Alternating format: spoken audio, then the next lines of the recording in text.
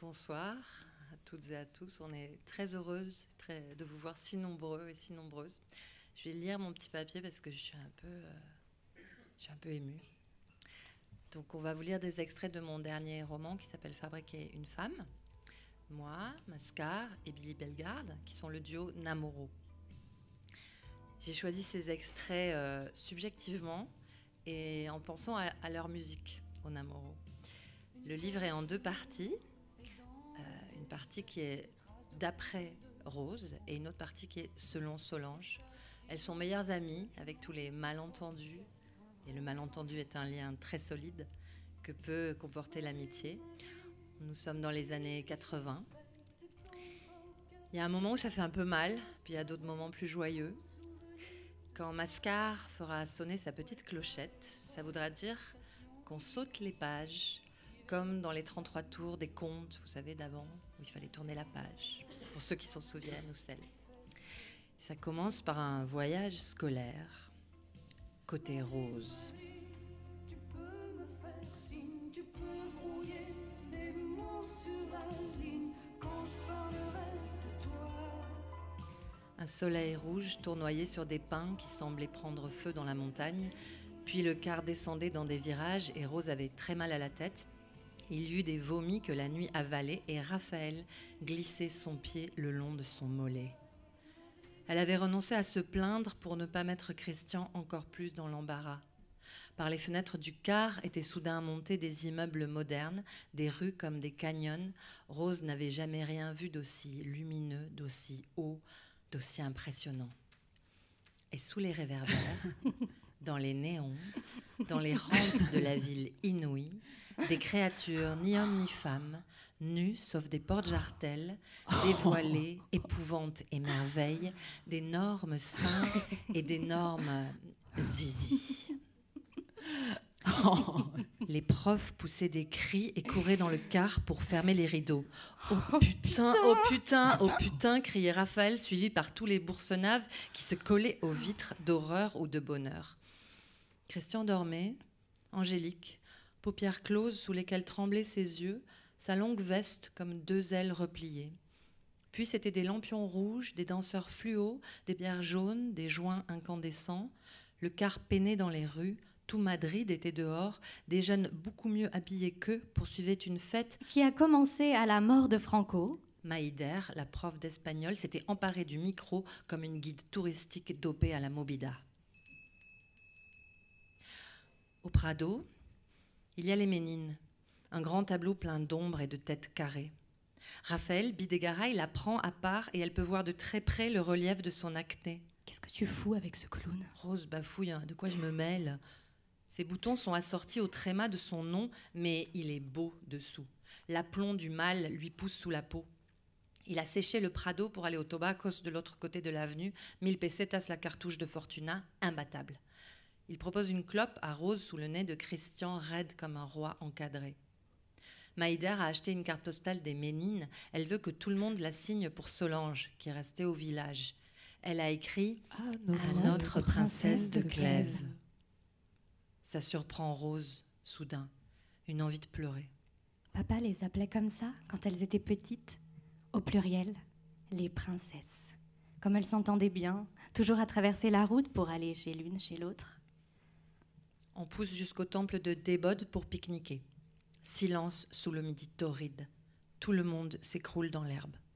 Raphaël plonge tout de suite dans le sommeil, superbement seul, de plus en plus bronzé. Un t-shirt rip curl rose met ses bras en valeur. Christian est assis contre un arbre, l'air malheureux, plus pâle qu'un vampire nouveau-né. Le soleil frappe comme un sortilège, cogne sur le crâne de Rose. Le temple de Débode est monté à l'envers. Ça lui apparaît soudain, le pilier gauche sur le pilier droit. Il faudrait inverser l'image, comme une page qu'on tourne. Un coin de migraine s'enfonce dans son œil. Remettez-moi ce temple à l'endroit. Il est possible que Rose rêve, mais pas sûr. Il est possible qu'elle dorme comme les autres, mais il est possible aussi que l'envoûtement du soleil agisse sur elle différemment. Peut-être le temple va décoller comme un vaisseau de pierre pour se poser dans un désert peuplé de dieux et d'aliens. Christian est penché au-dessus d'elle. Ah non, c'est Raphaël. Une aura dorée englobe le temple et les cheveux du garçon. Rose éblouie lève lentement sa main contre le ciel. L'intérieur de sa paume, à contre-jour, semble noirci, comme à la suie. Tu es une sorcière. Dit Raphaël. Embrasse-moi, vite. Pourquoi est-il si sûr qu'elle va l'embrasser? Elle le regarde intensément, il recule. Ça marche, c'est sûr. Elle est télépathe. Un perroquet vert traverse le ciel bleu roi. Couvre-feu à 22h. Mais aucune famille madrilène n'a encore dîné si tôt. Nos héros s'égayent pour le paseo. Christian a acheté du coca et du vin. Et tout à coup, il devient un mec normal, sûr de lui, mieux même. C'est le roi du calimucho. Il fait le mélange dans un sac en plastique et sert tout le monde en pressant le sac comme un énorme sein. Il gagne encore en popularité à mesure que l'opération se déroule. Madrid. Rose reste près de lui, mais il la repousse sans s'en rendre compte. Il gesticule. Quelqu'un a apporté une boombox. Aquí no hay playa. Les voilà à taper le pogo. Toutes les fenêtres de la rue sont ouvertes sur une chaleur étrange. Les bouteilles passent de main en main. Raphaël a piqué de la vodka. Le calimucho, ça va au momento. Hein. Les frères Boursenave sont à la Jacqueline. Vin blanc, limonade. Normalement, dit un des Boursenave, tout le monde les confond, ça doit être André. Il faut aussi un trait de grenadine. Allez savoir pourquoi tout le monde hurle de rire.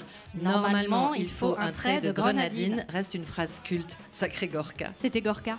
Une pluie d'œufs s'abat soudain. Putain, ça colle. Putain, ça colle. Ils se bousculent. Rose trébuche. Christian ne fait même pas mine de l'aider. Et Raphaël drague Concepcion. Rose voudrait rentrer à la maison. Mais les jumeaux Villebarouin veulent aller dans la boîte dont tout le monde parle. Allez, c'est la soirée mousse. Allez, c'est la soirée mousse. Christian boude, Christian boit. Madrid me mata. Madrid me tue. On va à la soirée mousse, allez, la soirée mousse. Soirée mousse. Rose attrape la bière qu'on lui tend. Allez, on s'amuse. Qu'est-ce qu'elle en penserait, Solange? Elle trouverait ça cool ou pas que Rose ait 2 fiancés, enfin, 2 soupirants? Espuma. Espuma. Fiesta de espuma. Donc, on va à la soirée mousse. Au début, c'est rigolo. Un grand trait blanc dans les lumières qui tournent. La mousse jaillit d'un canon. On n'avait jamais vu ça. Oh, ces Espagnols, ils savent s'amuser. Mi novio es un zombie. On chante tous ensemble le tube d'Alaska et les profs ne boudent pas leur plaisir. Rose dansote avec Christian dans l'écume qui monte. On en a aux genoux, bientôt aux cuisses. C'est volatile, gluant, léger. Leurs pieds glissent et Rose le rattrape. Mon fiancé est un zombie. La mousse vole par-dessus les têtes et l'univers devient blanc. Des habitués torse nu ont mis des lunettes de piscine. Rose a perdu Christian. Elle a du mal à respirer. Maintenant, elle se perd aussi dans le son. Elle se résout à faire du surplace. Ça s'arrête quand, la mousse? Ses cheveux collent et ses yeux brûlent. Qui est là? Elle aimerait appeler, crier, mais la musique tape comme un gros cœur de bête. Christian? Christian? Christian? Christian? Quelqu'un l'attrape par la taille. C'est Raphaël, qui lui enfonce la langue dans la bouche, goût de liquide vaisselle. Elle le repousse, mais elle manque tomber, il la serre, ses mains glissent sur son corps, les vêtements adhèrent à la peau et elle a l'impression d'être nue, offerte, savonnette, dans le noir, dans le blanc. Elle ne sait plus où elle est, si ça lui fait plaisir ou pas. Mais personne nous voit, dit Raphaël. Raphaël. Rose et Raphaël. Christian et Rose. Raphaël et Rose. Si elle l'épouse, ça donnera Rose Bidegaray. Ou Rose Goyeneche avec Christian. Ou Rose Bidegaray.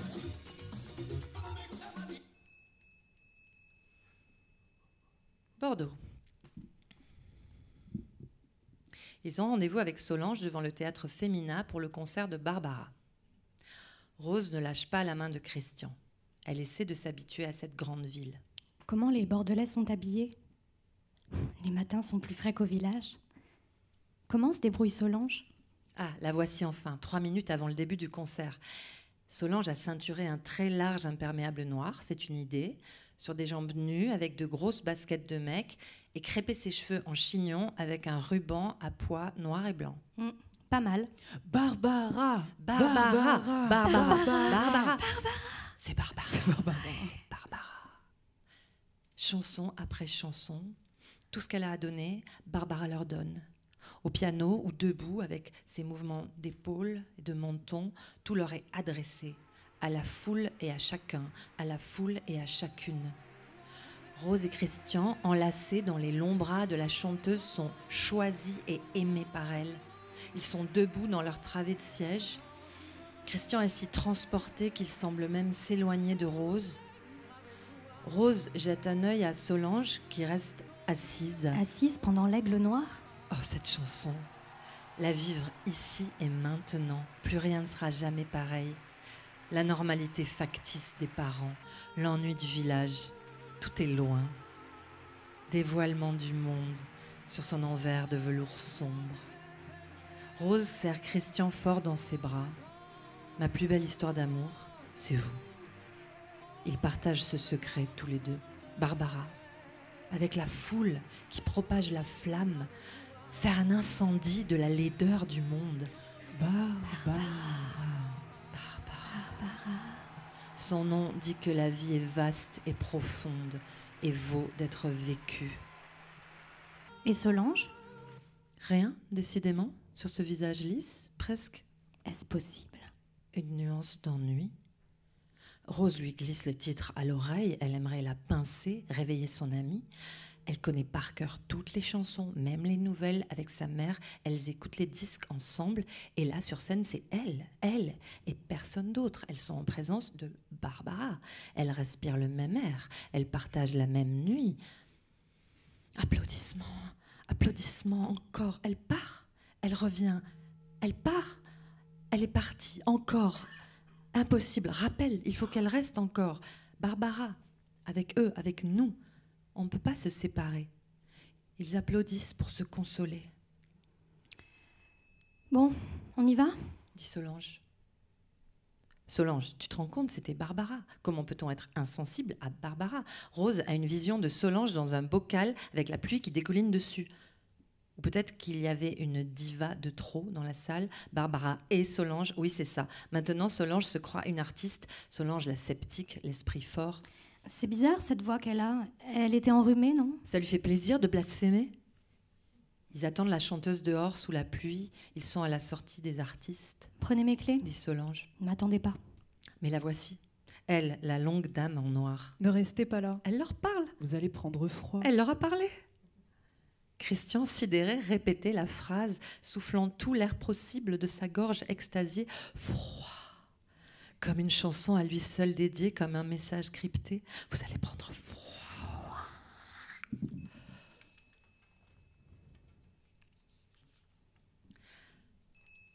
Selon Solange. Selon Solange. Au début, ça fait mal. C'est comme avoir ses règles en plus fort. Déjà que ses règles lui font mal d'ordinaire, là, elle déguste. Mais contrairement aux crampes des règles, il y a des pauses. Elle a le temps de respirer entre deux contractions. Elle apprend le mot. Toute la classe est à Madrid. Perdre les os la stupéfie. Sûrement, elle n'a rien écouté, comme à l'école. Elle croit qu'elle pisse, et puis d'un seul coup, plaf, la flaque. La sage-femme de l'hôpital semble prendre son cas à cœur. C'est dur, mais ça va aller. Solange perçoit sa voix, ses instructions, la respiration du petit chien. Solange y croit. Elle s'applique. Ensuite, elle comprend que c'est de la blague. Et les sages-femmes qui se succéderont seront toutes des chiennes. Cette douleur phénoménale, absolument pas normale. Une douleur de mort.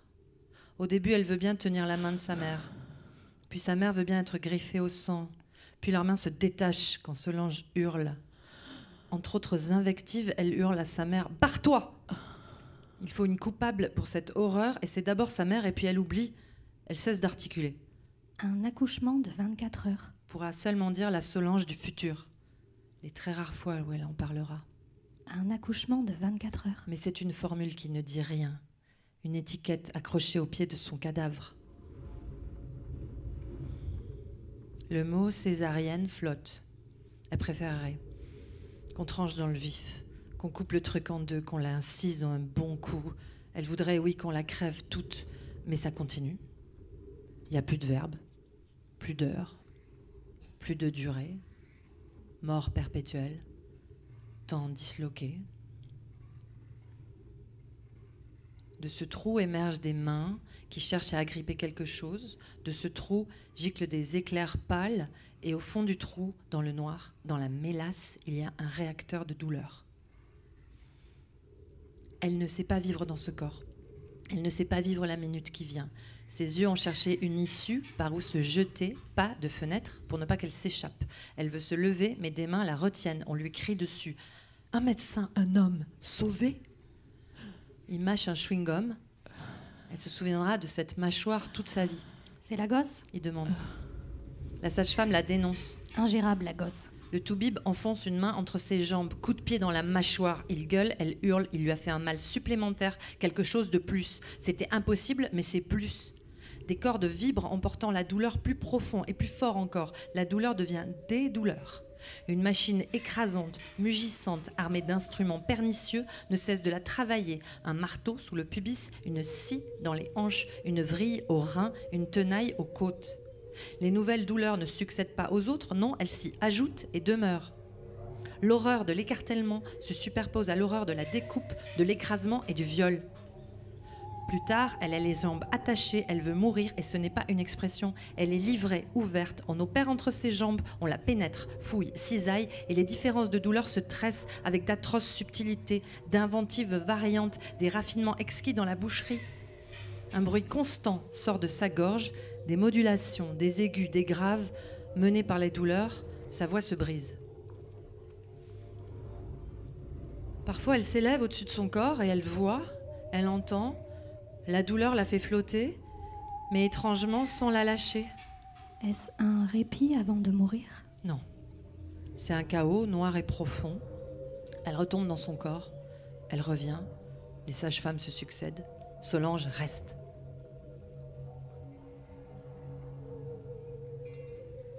Quand ça sort, la douleur s'arrête. C'est de l'ordre de l'hallucination, plus rien. Le soulagement est si extraordinaire qu'elle voudrait rester là pour toujours, ne plus jamais bouger de peur que ça revienne. S'endormir doucement, flotter sur juste ça, l'absence de la douleur. Elle entend comme un grelot de chèvre qui s'éloigne. Le mal s'est replié, tout est calme. L'énorme force malveillante l'a lâchée, repartie d'où elle venait, dans l'envers gluant du monde. La vie, c'est ça et seulement ça, la non-douleur. Avec le mal tapis aux aguets.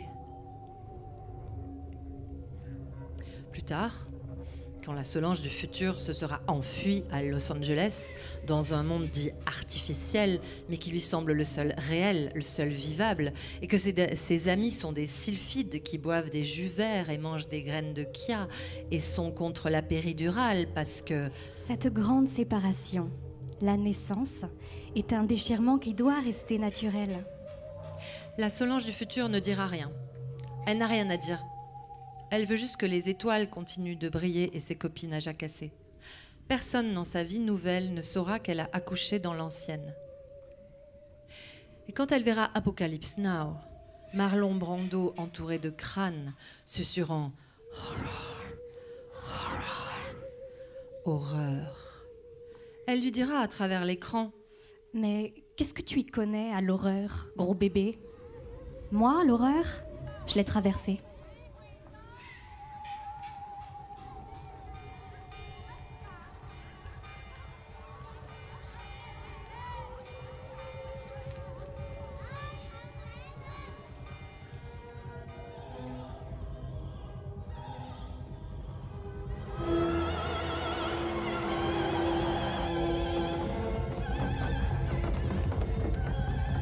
C'est la rentrée des classes. Et le lycée est toujours là.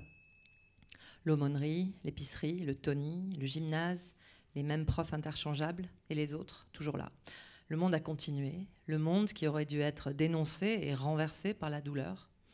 Il se promène dans le monde. Mais le monde est posé sur une énorme machinerie suppliciante qui utilise le corps des femmes comme des rouages pour autoriser l'humanité à se promener, à boire des cafés, à naître et à mourir dans le bruit des pistons. Elle le sait désormais. Le monde n'est pas un village entouré de petites villes avec les montagnes au sud, la forêt au nord, la mer à l'ouest. Le monde n'est pas une école et des parents et des amis et un avenir flou et des rêves et des angoisses. Le monde n'est pas. Le monde, c'est la douleur. Et personne ne le dit. L'humanité n'y survivrait pas. Il y a un soir, quand résonnent les premiers rires de l'autre côté de la route, musique très fort dans la maison de Rose. Des mois qu'elle n'est pas sortie de chez elle, et pourtant, sorcellerie des tubes de l'été, elle connaît la chanson, sous la peau, imprégnée. Et des années après, quand elle l'entendra, sa peau se hérissera encore.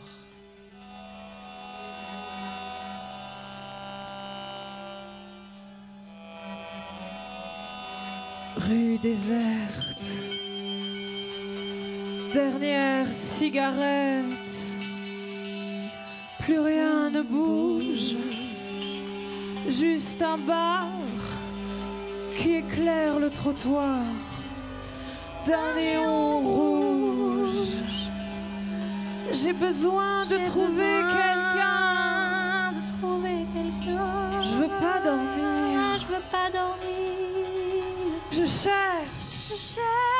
Je cherche un peu de chaleur, à mettre dans mon cœur. Il m'entraîne au bout de la nuit. Les démons de minuit. Il m'entraîne jusqu'à l'insomnie. Les fantômes de l'ennui. Dans mon verre, je regarde la mer qui se balance. Hey, je veux un disque de la funky music. Faut que ça danse. Hey, faut que ça danse.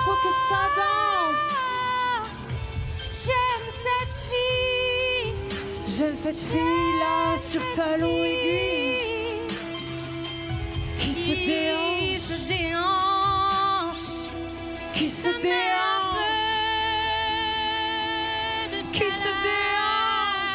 ça met un peu de chaleur au fond de mon cœur. Il m'entraîne au bout de la nuit.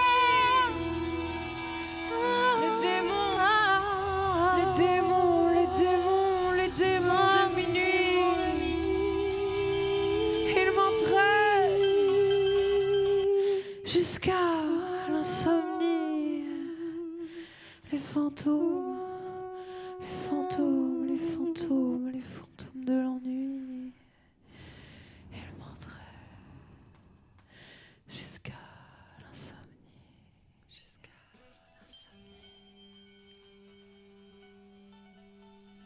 Elle n'est pas invitée à cette fête. Là, à 100 mètres, grosse plage de la piscine. Puis elle se souvient, c'est la Saint-Barthélemy, la kermesse, les fêtes du village, qui vont durer 3 jours. En général, on se réunit le premier soir chez Rose. Il y a les parents les plus cool. On se met minable dès l'apéro, on titube traditionnellement jusqu'au bourg et on s'achève dans les manèges. Mais elle n'a pas mis les pieds au bourg depuis des mois. Elle n'a pas mis de chaussures depuis des mois. Alors quoi? Elle est censée se pointer? La télé allumée sur les jeux de 20h, sa mère qui dort avec le bébé sur le ventre. Maintenant, c'est une chanson de Cure que ses anciens copains reprennent à tue-tête. Boys Don't Cry. Il doit y avoir Christian, Et Conception. Delphine, Peut-être Salim. peut-être Salim et cette grosse bourge de Laetitia Et ce connard de Raphaël. et tout le monde. Pourquoi Rose ne lui a pas téléphoné?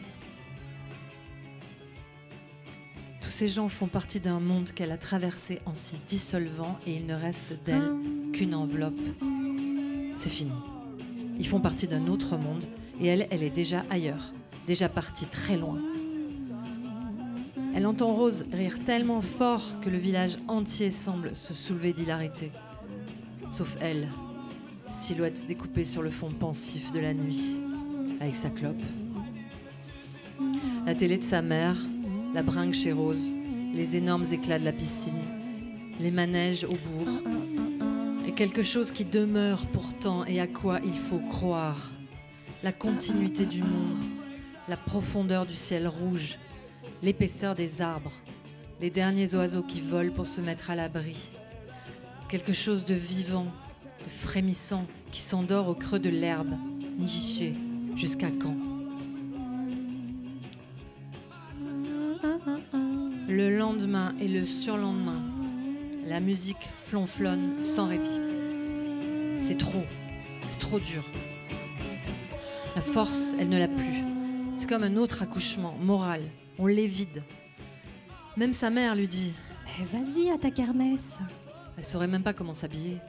Autrefois, c'était simple. Une mini-jupe en maille et un haut bricolé et zou. Glorieuse dépouille de sa vie d'avant. C'est fini. Même en se bouchant les oreilles ou en mettant sa propre musique au Walkman, la musique la traverse quand même.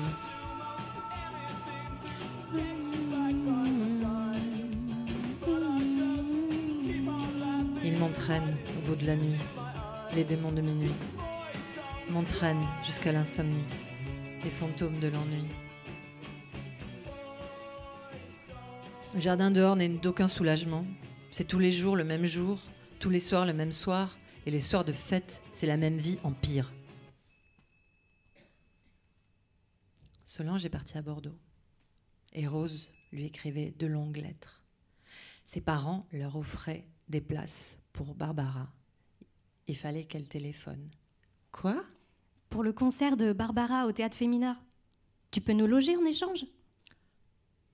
Solange dut demander à Brice de découcher.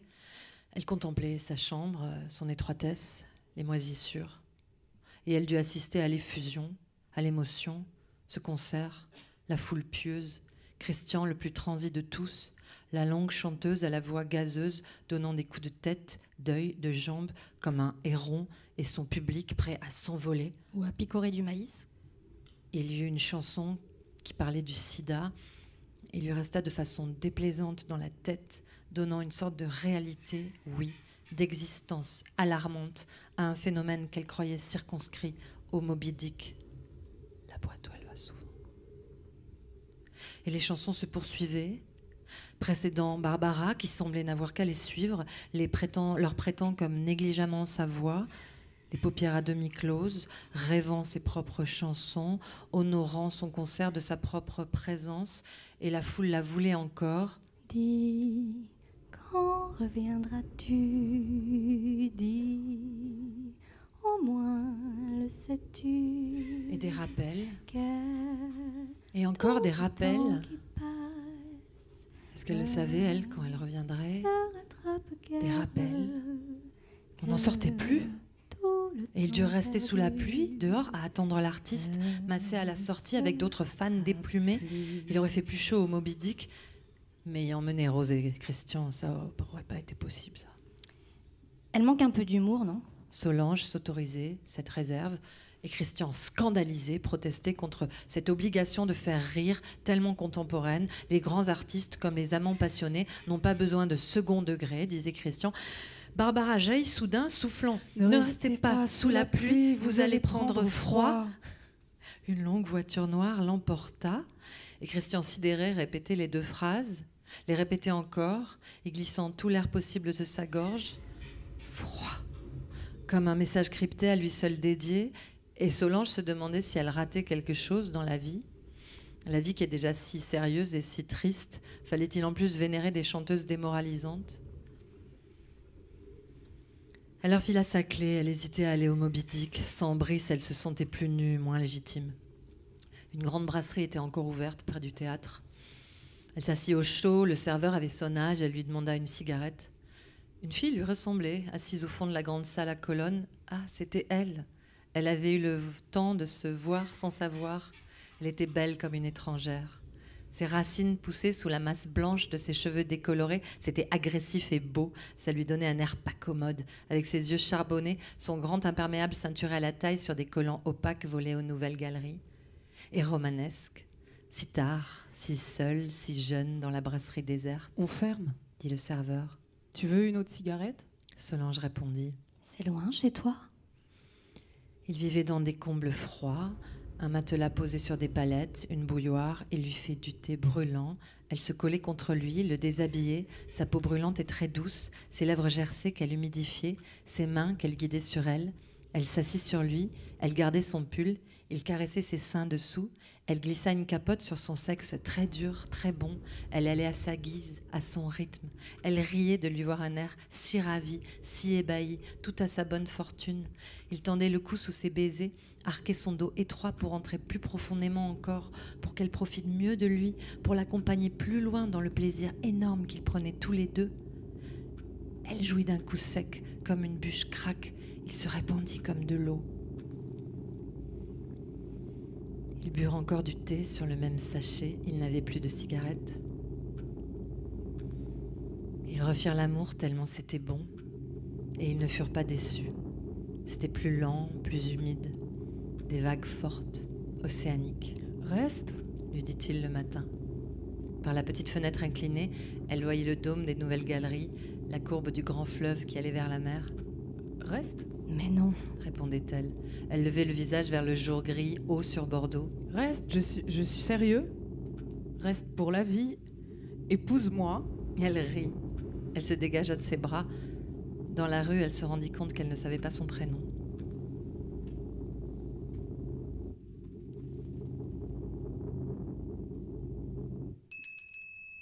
Solange est à Paris. Et ce soir, elle est devant les bains. Lookée autant que possible.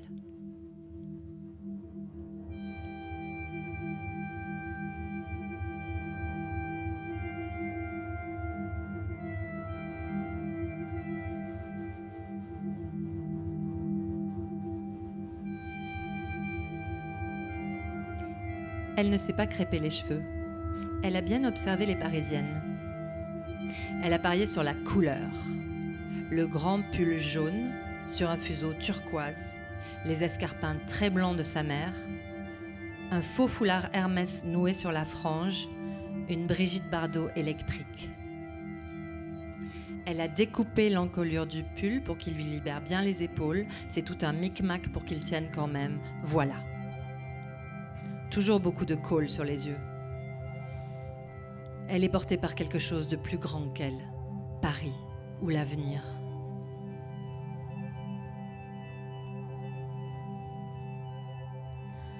Rue du Bourg-l'Abbé, ses escarpins lui font tellement mal que c'est pieds nus qu'elle se présente au bain-douche. D'ailleurs, le nom s'y prête. 2 statues porteuses de flambeaux encadrent une voûte où une physio trie les âmes. Ça va pas être possible. Des damnés tournoient sur eux-mêmes, éjectés dans la rue. Solange se marre, escarpin à la main, mais elle joue sa vie. Elle passe, comme une fleur. It's everywhere that you go. Brice l'accueille dans la musique. Carrelage noir et blanc. Pas immense. Pas encore très plein. Brice a gommé son accent, alors elle fait pareil. Elle parle pointu comme les Parisiens. Strike a pose, chante Madonna. Ils prennent la pose, comme Garbo, Monroe, Brando. Ils dansent. Elle danse. Brice et Solange. Oh boy, tu m'avais manqué. La théorie de Brice. Ce qu'on porte n'a aucune importance. Pas presque aucune importance. Pense Solange. Tout est dans l'assurance, l'attitude, un bouclier invisible, se dit Solange. Et n'empêche qu'il a bossé. Hein. Un pantalon à pont à gros boutons dorés, un Marcel très ouvert, des chaussures bicolores chinées aux puces, un petit foulard à pois et son blouson en vinyle transparent qui laisse voir ses bras minces et ses bracelets. Brice passe toutes ses nuits au bain, c'est beaucoup plus simple que dormir à Sarcelles. Ils prennent le premier métro à l'aube, Solange en sort comme une taupe, sans comprendre comment la ville d'en haut s'agence sur la ville d'en bas. Elle a trouvé une piole en coloc, porte de Bagnolet. Son père lui avance le premier mois, mais après... Tu te démerdes. Quelle idée de faire actrice. Porte de Bagnolet, c'est direct pour les bains. Elle a choisi pour ça. D'ailleurs, tous les Parisiens qu'elle connaît semblent habiter des portes. Le métro, elle adore ça. Surtout celui du petit matin. Elle le hèle pour rire au bord du quai comme un taxi. Les copains rigolent, ils font les singes autour des bars. Elle s'écroule sur les banquettes, les guiboles encore agitées de danse et les yeux pleins de strass. Avec un peu de chance, elle a un croissant dans le bec. Les premiers travailleurs lui sourient parce qu'elle se sent belle et drôle. Elle aime la fluidité de ses rames presque vides. Et elle aime tant les Parisiens. Oh, comme on est loin du village. La musique cogne. Les tubes de l'été torpillés par le caprice du disquaire là-bas, un Jupiter maniant la foudre. C'est Brice qui dit disquaire, tellement plus chic que DJ. Brice tape pas mal, il prend de la coke, c'est jamais lui qui paye. Chacun roule pour sa bosse et court après un fric que tout le monde semble avoir sauf eux, mais c'est pas grave parce que tout va très vite. La vie semble filmée en court plan fixe dans un montage saccadé. Brice papote avec Jean-Paul Gaultier. Jean-Paul fucking Gaultier. Serge Gainsbourg est plus sympa en vrai qu'à la télé. On croise les Rita. Il y a qu'au village qu'on dit les Rita, Mitsuko. David quelque chose, le type des Talking Heads, parle avec la fille du parfum Mugler. Et il y a Mickey Rourke, il y a Thierry Mugler lui-même, mais jamais Francis Huster. Dans un flash, ils sont dans une fête à Bastille. Solange dit Bastille avec aplomb alors qu'elle trotte au hasard derrière Brice. Piscine carrément dans une maison privée, des statues, des tableaux et des murs dorés. Ça valait la peine en plus du champagne à gogo. C'est chez Kenzo mais il est pas là. Mick Jagger va passer mais tard. La piscine, Bon, plutôt un bassin de nage. qui clapote sous les lumières. Il y a plein de trucs à piquer mais il pique rien. Et c'est pas Mick Jagger qui se pointe, mais David Bowie. Oh non, putain. Bowie, putain. Surtout prendre l'air de rien, blasé, désagréable même, le comble du chic. Mais Brice exulte et sa bouche forme des O et des I, comme sous des chocs électriques. Ça va aller. Ça va aller. Que de la coke, jamais d'héros. Champagne, encore du champagne.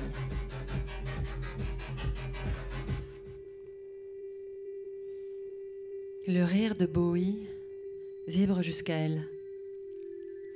Le rire du voyageur intergalactique traverse Solange avec son regard irréel. Et elle devient cymbale. Elle oublie ce qu'elle allait faire, ce qu'elle allait peut-être dire. Elle pourrait se désintégrer pour cette étoile. Jouir d'être la paillette posée au coin de ses paupières. Poussière. Elle danse. Elle devient sensible à l'écume, à ce point ultime du morceau qui se retire devant la vague du titre suivant. Elle s'appuie sur les basses comme on prend l'élan dans la houle. Elle danse avec le DJ à travers la musique. Il distribue le beat, libéral et précis. Là, notes en suspens. Son corps danse sans elle, dans l'enchaînement, dans la transe qui monte. Les plans de musique s'agencent, déferlent, se nourrissent. Les titres s'engloutissent sous la puissance de la musique future.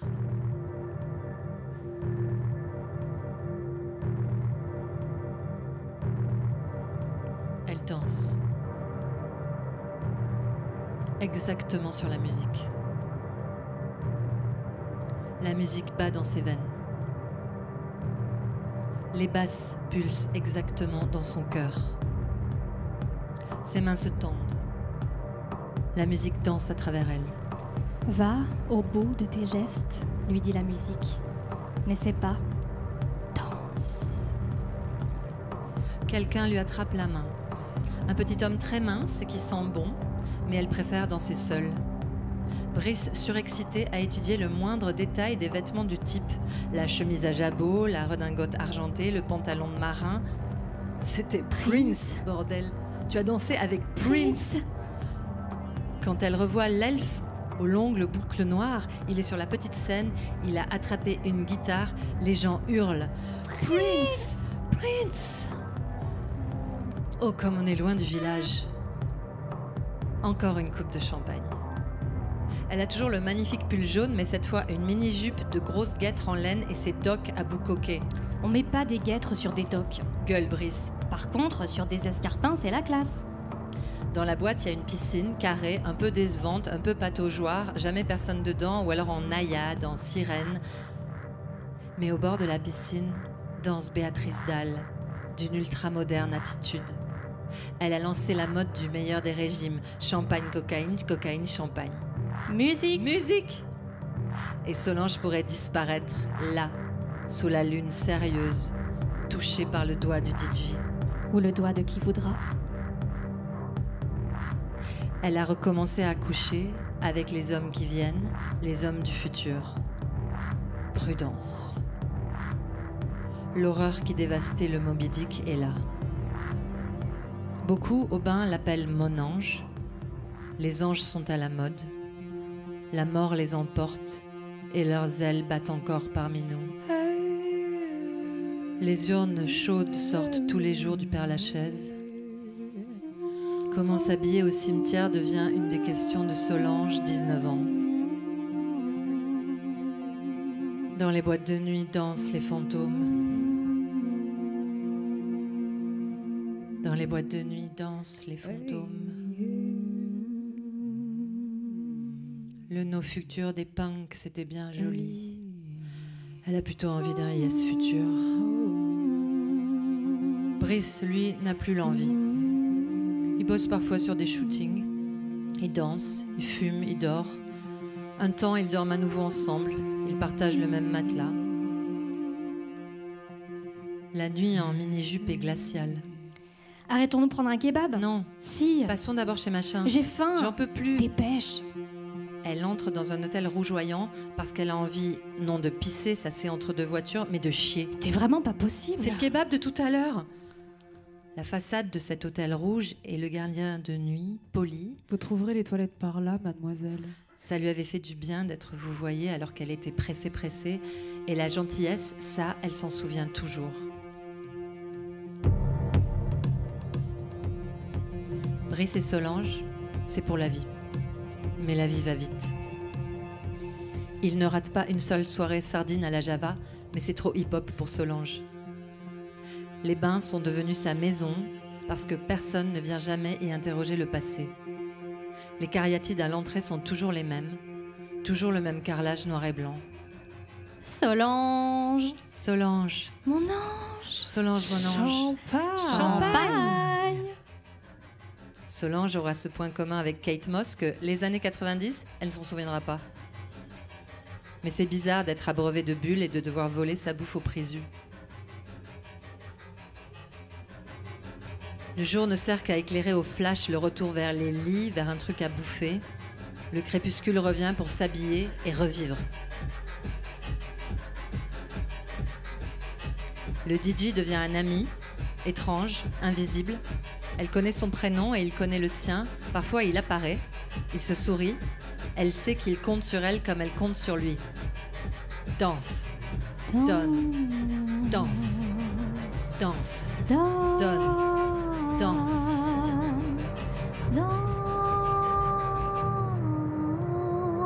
Il lui fournit de la bonne et elle devient la fille exacte, posée sur les notes.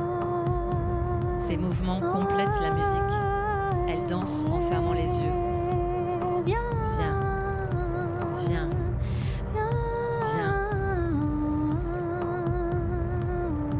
Ses jeunes hanches la tiennent solidement debout sous les lasers, par la cambrure précise de ses reins.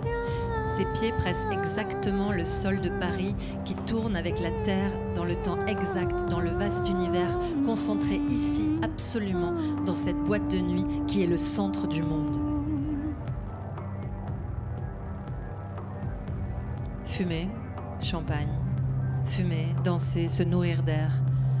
Chaque casting est un espoir qui casse comme du verre. Chaque star est si proche qu'on pourrait lécher sa peau. Annie Lennox et Grace Jones. De Niro et Al Pacino. Carrie Otis, l'air très malheureuse. Rachid Taha, l'air très heureux. Nina Hagen coiffant sa crinière blanche à la fourchette. Prince, dont la manche bouffante effleure le bras de Solange, les yeux brûlants la fixent. Ce visage d'écureuil avec un faux air de son père, pas qu'elle y pense souvent à son père. Pourquoi elle y pense maintenant? Prince, qui part tous les soirs avec une fille différente et se contente parfaitement des 3 mots d'anglais de Solange et couche avec elle ce soir distraitement.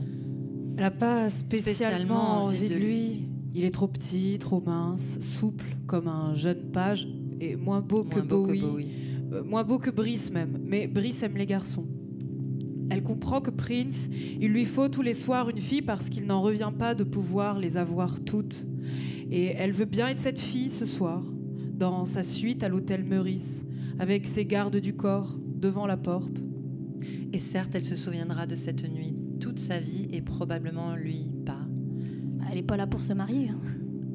Et certes, elle se souviendra de tout, des draps si lisses, de la salle de bain si vaste où elle fauche tous les échantillons et de lui, ok.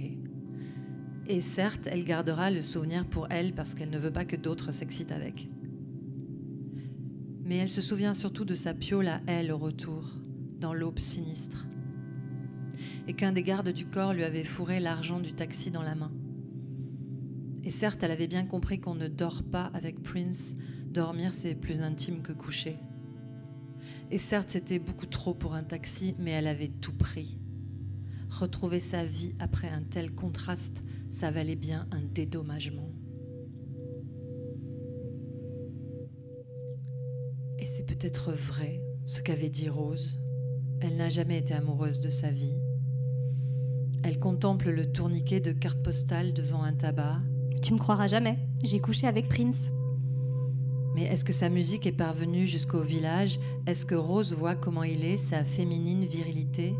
Elle aurait l'air de vouloir se vanter. J'ai couché avec un chanteur américain, il met des porte-jartelles en concert, mais pas au lit. Non, impossible.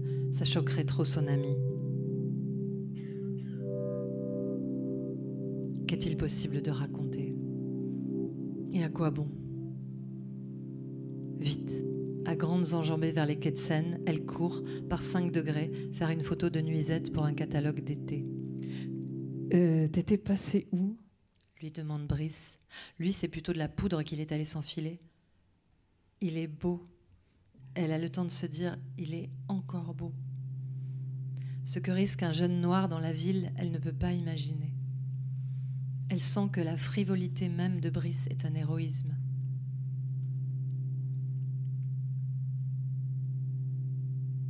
Elle dort au lieu de dîner. Elle met son réveil à minuit. Elle s'habille, elle se maquille.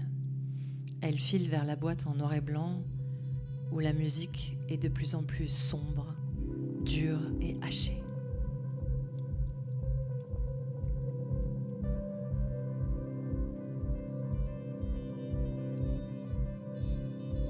Rester dans sa chambre est impossible.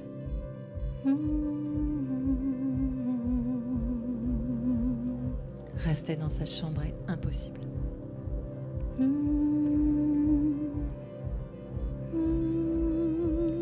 Oh boy. Oh boy, tu m'avais Tu manqué. m'avais manqué.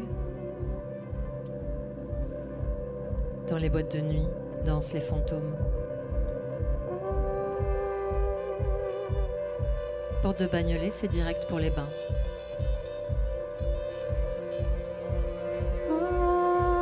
Rester dans sa chambre est impossible. Oh boy. Tu m'avais manqué. Tu m'avais manqué. Oh, comme on est loin du village. Oh boy. Oh boy, tu m'avais manqué. Oh. Comme on est loin du village. Oh boy, tu m'avais manqué. Oh boy, tu m'avais manqué.